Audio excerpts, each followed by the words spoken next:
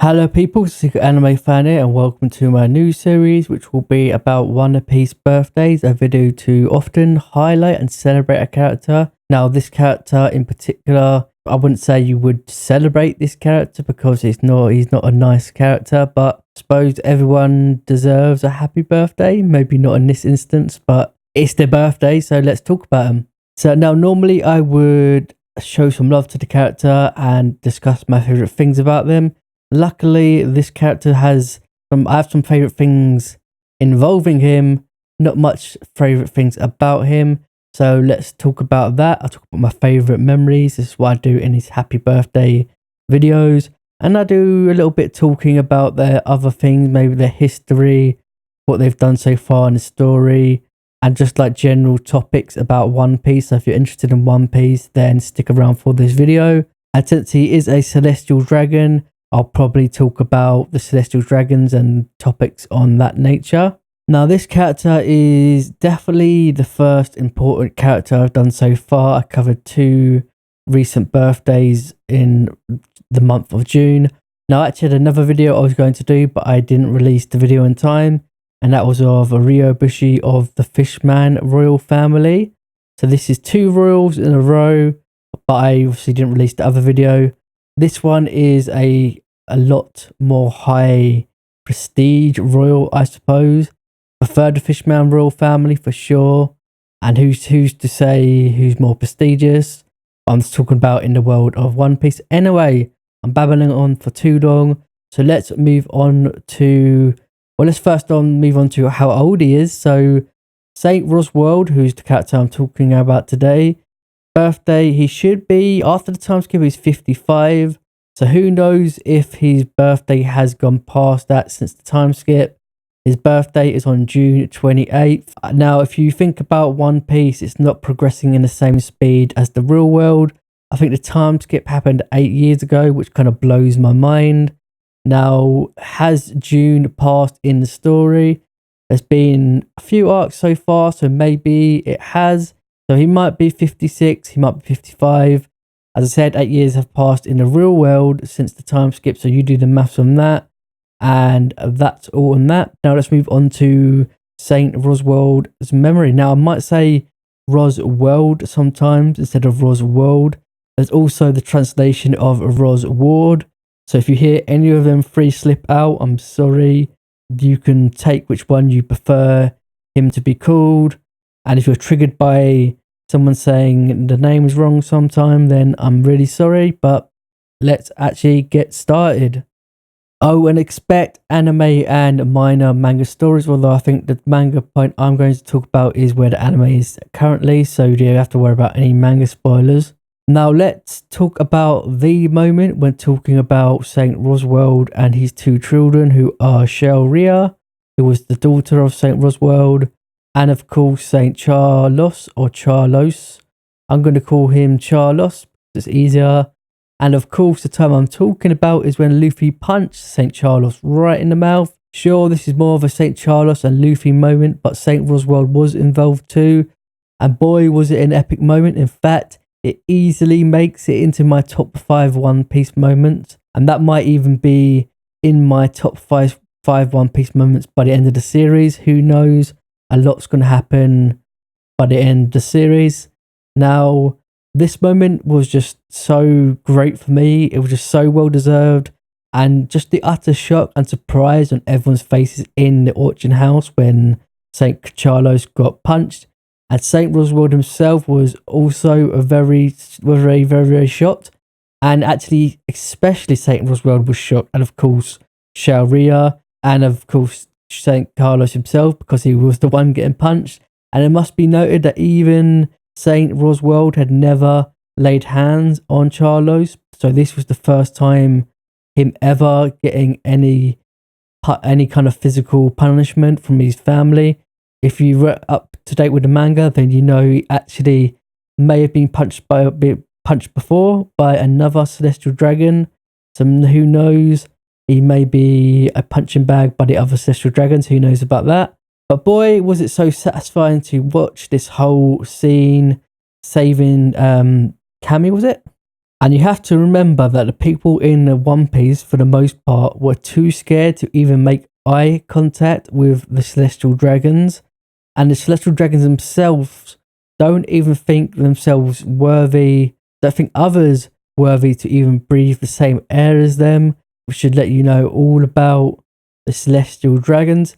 Now, I actually remember when I first watched the One Piece anime for the first time, and Saint Roswald was introduced, the instant feeling of hate and smugness you get from the character. You get hate from them and you hate the character straight away. Like, you can just, straight away, you can tell by the snap of a finger. I'm not going to snap my fingers because that'll probably be annoying. But from the first, if you're reading the manga, if you've read the manga from the first manga panel they introduced, or if you were to just mute sound on the anime, watch their introduction, you would instantly hate their guts just from their character design alone. And they had poor old Jean Bart all chained up, following them like a dog. It was all a very sad state of affairs, but I would definitely set up their characters perfectly. You knew what they were all about and who they were going to be.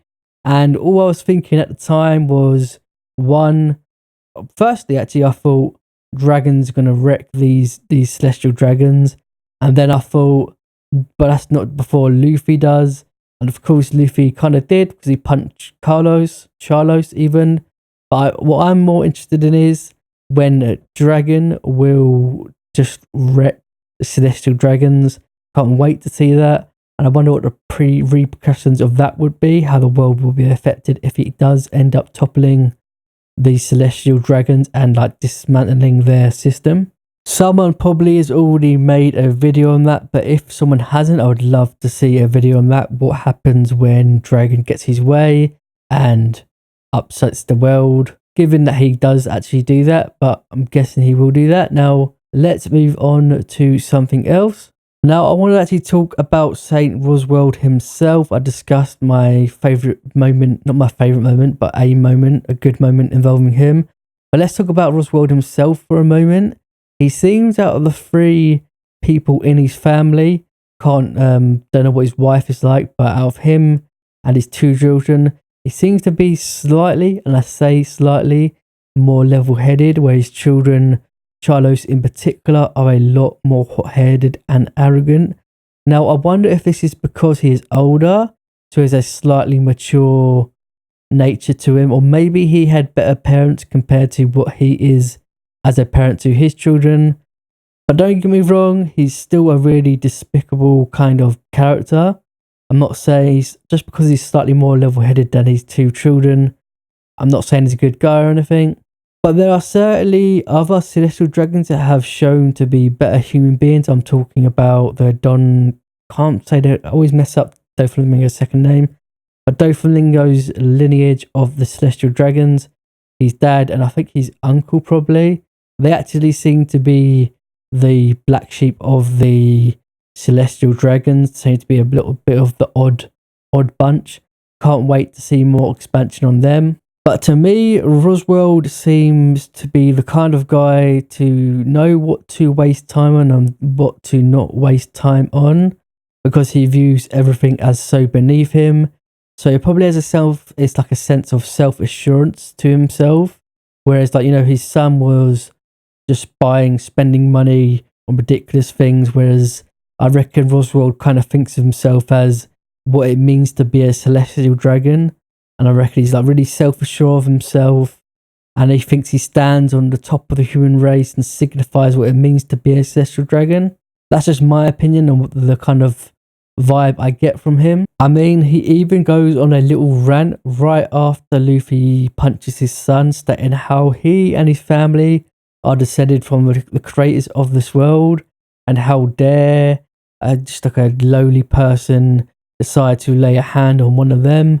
Which leads me to another favourite moment involving Roswald, which is very underlooked in my opinion, is when Sanji decides to basically shut Roswald up mid-sentence kind of by kicking at him, kind of like kicks his gun out of the way.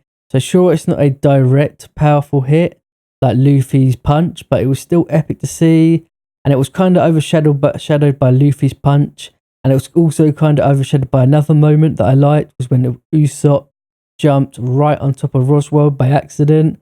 That was hilarious. But let's go back to the Sanji moment for a second. It was very apt. I don't know if that's the right word, but I don't know if this was foreshadowing by Oda when Roswell was talking about royal families and we're one of the creators. And then it's Sanji the one who goes and shuts them up. Now, I know the Vinsmokes are royalty. I know they're not celestial dragons or anything, but I don't know, Sanji being the one to like shut him up. I don't know if that was foreshadowing, but in retrospect, it's very good to see.